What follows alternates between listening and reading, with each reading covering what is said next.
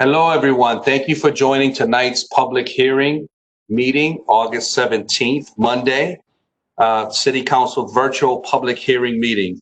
Just as a reminder, HPA-TV will be broadcasting tonight's virtual public hearing live on Comcast TV channel 96 and Frontier TV channel 6032. It'll also be streamed live on hpatv.org and the HPA-TV Facebook page. It will then be made available for future viewing on the HPA-TV YouTube channel. So prior to going into today's meeting, I want to thank everyone for being here. And speaking on comments, but I'm going to review the public hearing rules. So public hearings shall be conducted in accordance with the following procedures. Each person wishing to address the council or committee thereof shall, upon recognition by the presiding officer, give his or her name, address, and if he or she represents a group, shall, in addition, state for the record the name and the address of said group or organization. Every speaker shall limit his or her remarks to 5 minutes. It is the duty of the presiding officer to enforce that limitation in an equitable fashion. All remarks shall be limited to present or propose City of Hartford policies, budget, ordinances, or resolution. During the public hearing, no member of the Common Council may address the council as a member of the public. Any person making personal, impertinent, or slanderous remarks or who becomes boisterous while addressing the council shall be forthwith barred by the presiding officer from further audience at said meeting unless permission to remain is granted by a 2/3 vote of the council members present and voting. During the public hearing, there shall be no debate by the council, although questions may be asked by council of persons making such presentations. And so with that being said, Councilman Gale, would you be able to be our official timekeeper tonight? I've got my timepiece ready and raring to go. Ready to go. Okay, great. So the official time, it is 5 minutes. So what I'll do today is, so let me acknowledge and recognize our council members. So present today, we have Council President Mally Rosado. We have Councilwoman Marilyn Rossetti. We have Councilwoman Shirley Surgeon. We have Councilman John Gale. We have Councilman Majority Leader TJ Clark. And we have Councilwoman Wilderlise Bermudez. So what I'm going to do tonight to just make sure that the audience knows the resolutions that we're going to be speaking on, I'm going to be reading the resolutions first. And then as I call on people, they'll be referencing which resolutions they're going to be speaking on.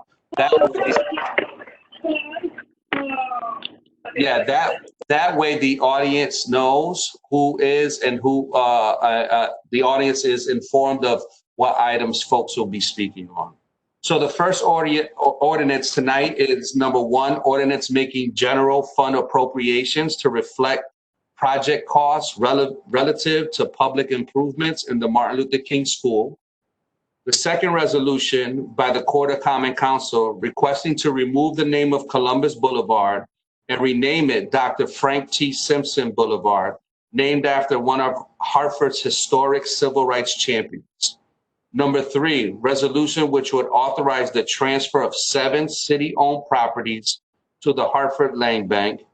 And number 4, resolution which would authorize the acquisition of property located at 522 and 532 Anucello Streets, the properties from House of Bread. The copies of these ordinances are on file in the office of the Town and City Clerk for public inspection. So first, we'll start off with our first public speaker, which will be Laura Settlemyer. Ms. Settlemyer, you have the floor. Hi, good evening. Can you hear me? Yes, we can hear you. Okay, thank you. Hi, good evening.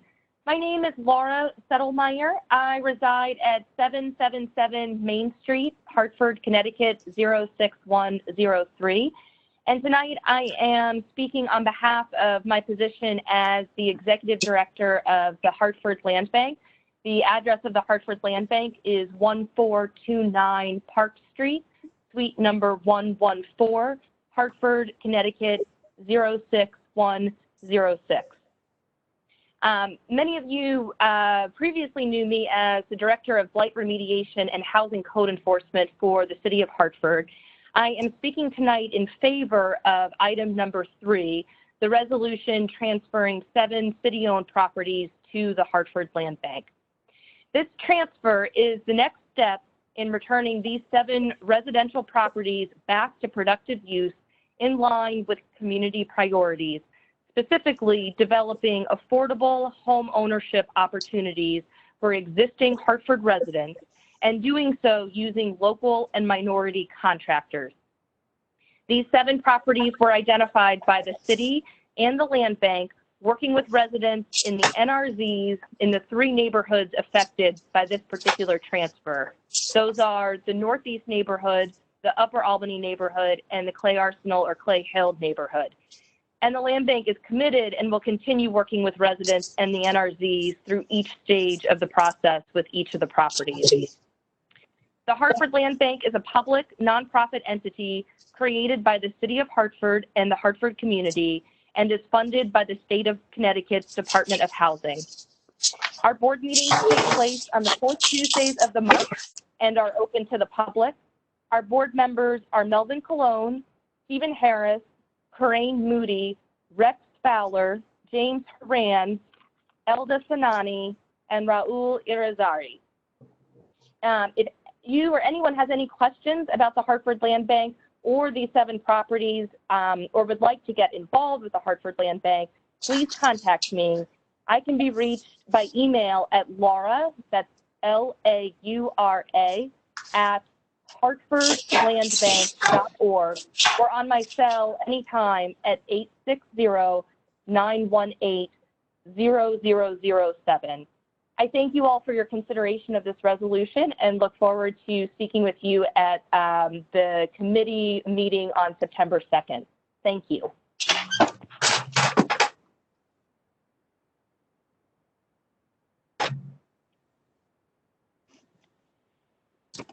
You're on mute, Mr. Chair.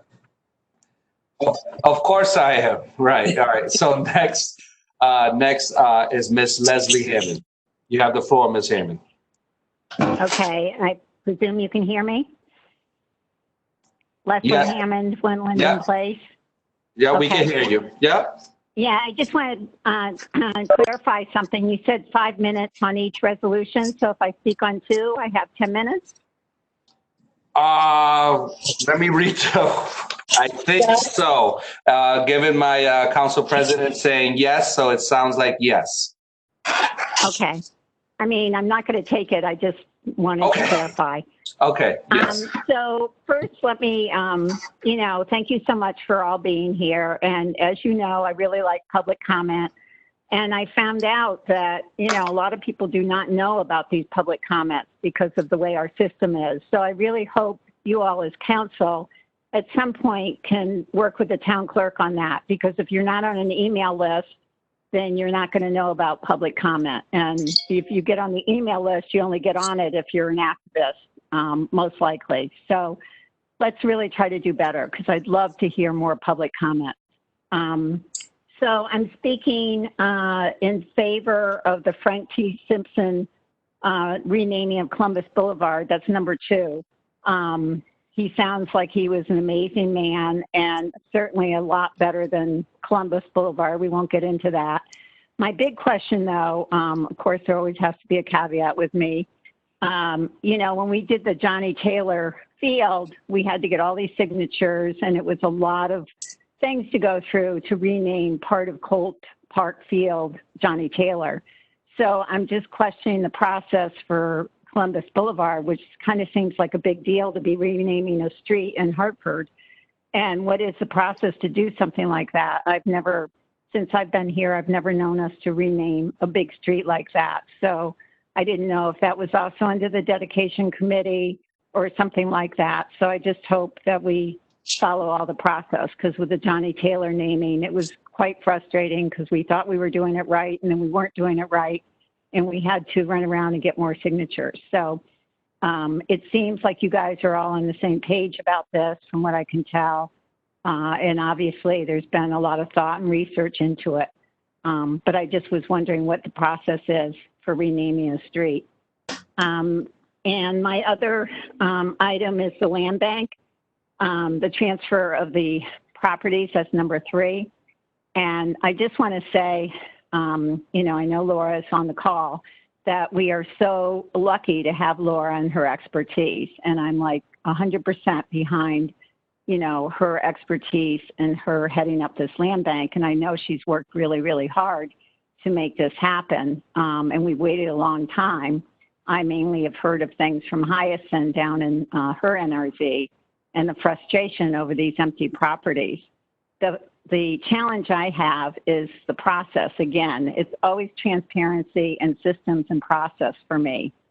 And I just feel like now we're commenting on transferring 7 properties when most of us really don't know what the process is with the land bank once they get transferred there.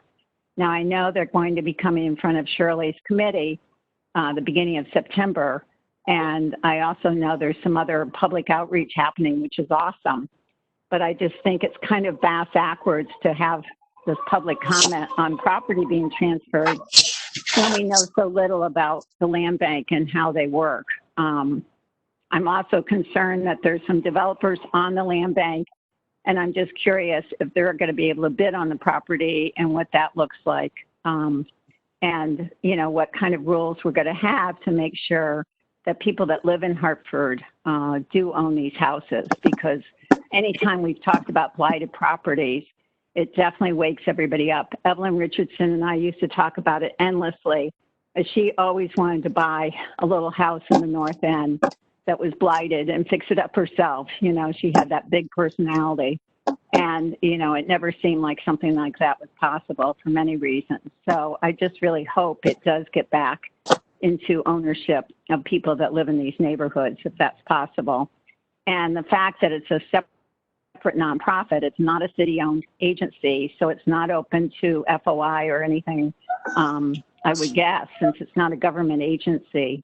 I do want to make sure that it's public and, you know, everything is transparent, and that city noise, you all as council members really keep an eye on it. And also, as far as the NRZs are awesome, but they're only a small percentage of our population that goes to the NRZ. So we have to constantly be letting people know what's going on. Thank you so much. Thank you, Ms. Hammond. Okay, next we have Mr. My Trinity classmate, Mr.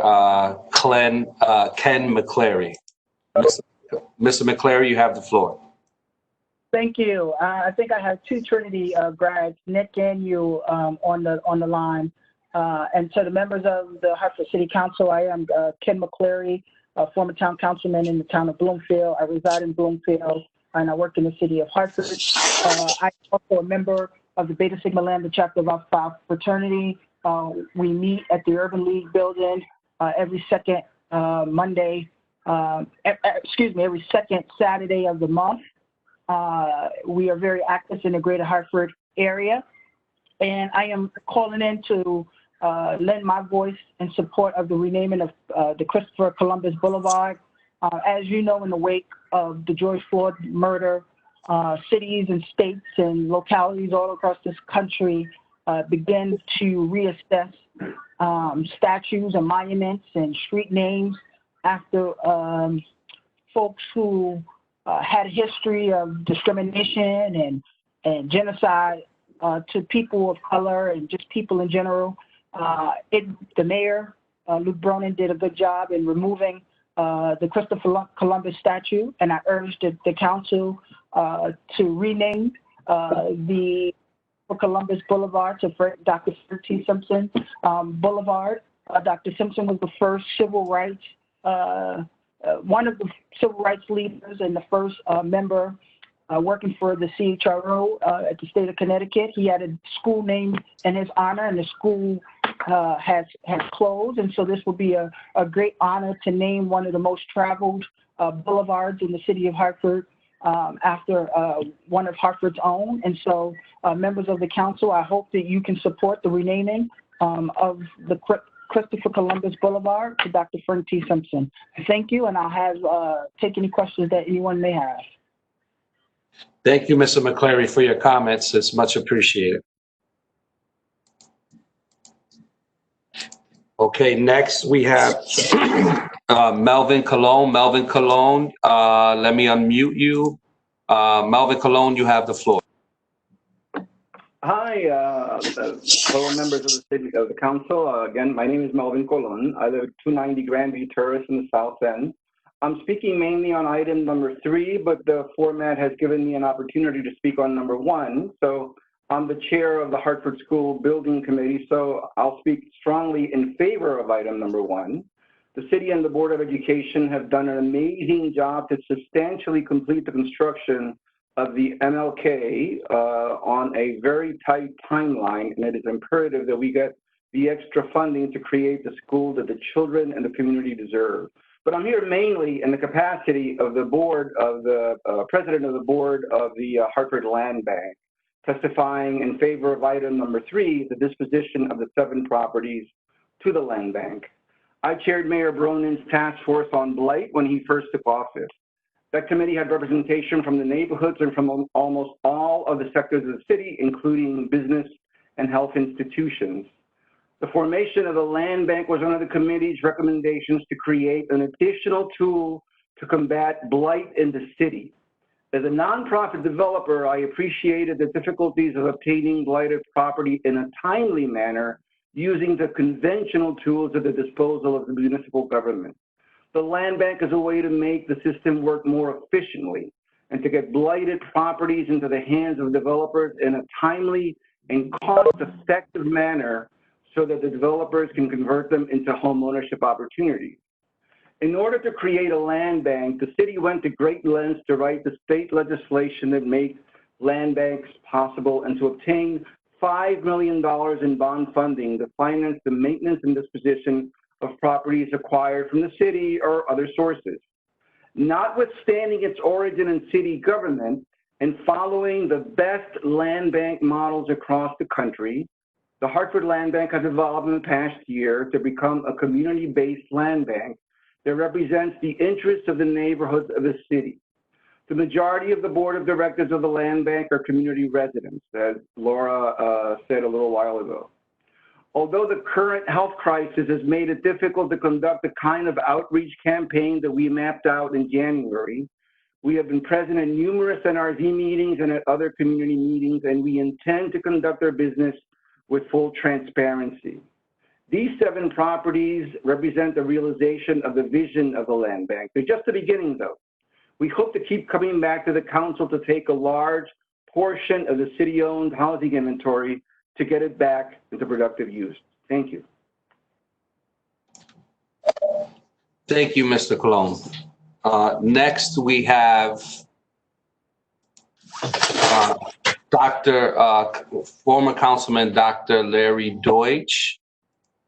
Dr. Deutsch, you have the floor. Thank you. Am I being heard? Yes, Dr. Deutsch, yes, we can hear you. You're also, you have the floor. Thank you so much, and greetings to everyone, and hoping everyone's staying safe and maintaining his or her good health and that of the neighbors. I'd like to speak first very briefly. I hadn't planned on it in terms of renaming the streets. That was item number 2, which Ms. Hammond very well addressed, and it's appropriate to name it after the individual plan. I'd also suggest for future consideration that Hartford, perhaps if we'll name any streets, do so recognizing, for one thing, Martin Luther King Jr. I don't think we have a street or an avenue by his name, unlike Harlem and so many other cities have such a street, or a street named after Malcolm X, George Floyd, John Lewis himself, or Paul Robeson. So we have many good candidates, very noble people who have dedicated themselves and have some relationship to the city of Hartford. On number 3, it was just addressed in terms of the city-owned property to the land bank. And I would like to say from historical knowledge that in the past, the city used to sell, have tax lien sales, sell the liens on the property. And I think this method is a vast improvement, a truly important step forward rather than selling it to some distant owner who uses it solely for commercial purposes. I would say we would all appreciate the transparency, being aware of just who is on the board, and I appreciate that Laura Settlemyer mentioned that. And the public, I'm sure, should be noticed when there are various meetings that they can attend of the land bank and perhaps have some of their input, or to any of the members of the board, including Mr. Colon, Mr. Harris, Rex Fowler, and some other people that we have confidence in. Finally, I would like to speak briefly to item number 4, which relates to a sale of 2 properties, which apparently are purchased from the House of Bread. And I think, and wouldn't it be fair for council members and the public to ask exactly how that function that the House of Bread served will be continued? What will be the substitute location and service so that those who use the House of Bread know that, and all of us know that indeed there's a plan to feed hungry individuals and other functions that the House of Bread has. So therefore, while it may be favorable for this development, which is mentioned including Main Street and so on, wouldn't we all like to know, and can the council please ascertain exactly how and where and when the function that the House of Bread now serves will be replaced in a simpler, accessible location for all of those who need those services. So I'd like to conclude. Perhaps I'm under 5 minutes for once, and so I do ask the City Council, before a final vote, in the beginning of September, to disseminate information about the substitution and continuation of the function of the House of Bread. Thank you.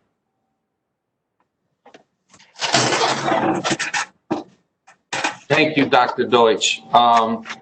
So the next person we have is, we had a letter submitted or an email submitted by Donna Suarez. I just want to refer that to my council colleagues for reference in terms of her public hearing. I don't think I'm supposed to read it. Councilman Gale, am I supposed to read it or an email submittal?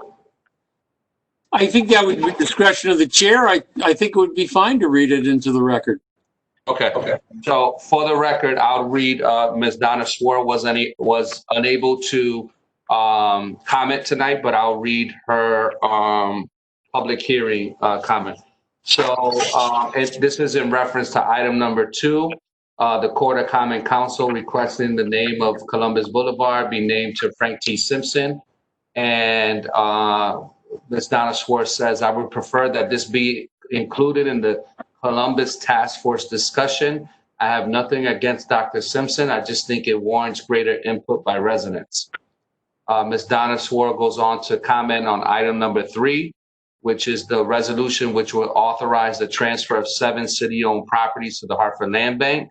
She said, like Nike, just do it, make it so. She didn't say just like Nike. She said, just do it, make it so. So that is comments from Donna Suarez. So next we have Representative Brandon McGee, and I believe he might be caller number 7. Representative McGee, is that you? That's me. Awesome. You have the floor, Representative McGee. Thank you, Mr. Chair. Thank you to Madam, I was going to call you Speaker, Molly, but President of the Hartford City Council. and to the rest of the members, thank you for this opportunity to speak. Brandon McGee, 43 Warren Street, Hartford, Connecticut. Before I actually go into my official remarks, a letter was submitted to the entire Court of Common Council, sort of outlining my interest, my advocacy for the renaming of Columbus Boulevard. Also, for the record, I've heard a lot about, this request to rename the boulevard. It's not going through an official process.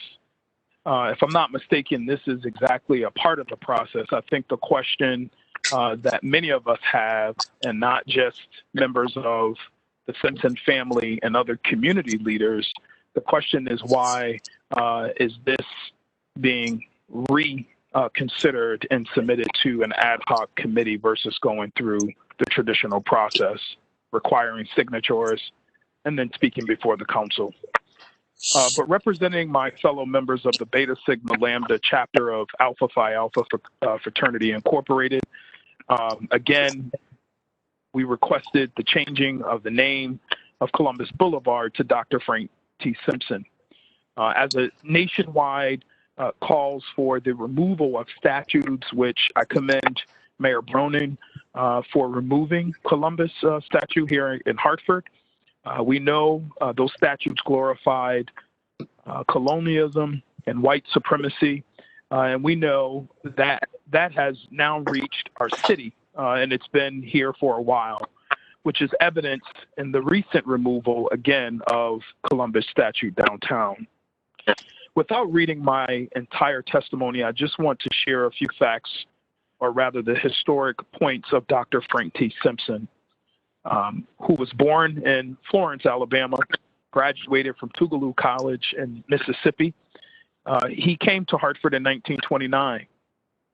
He's also a deceased member of my beloved fraternity, our Greater Hartford chapter, the Beta Sigma Lambda chapter, that was founded in 1940.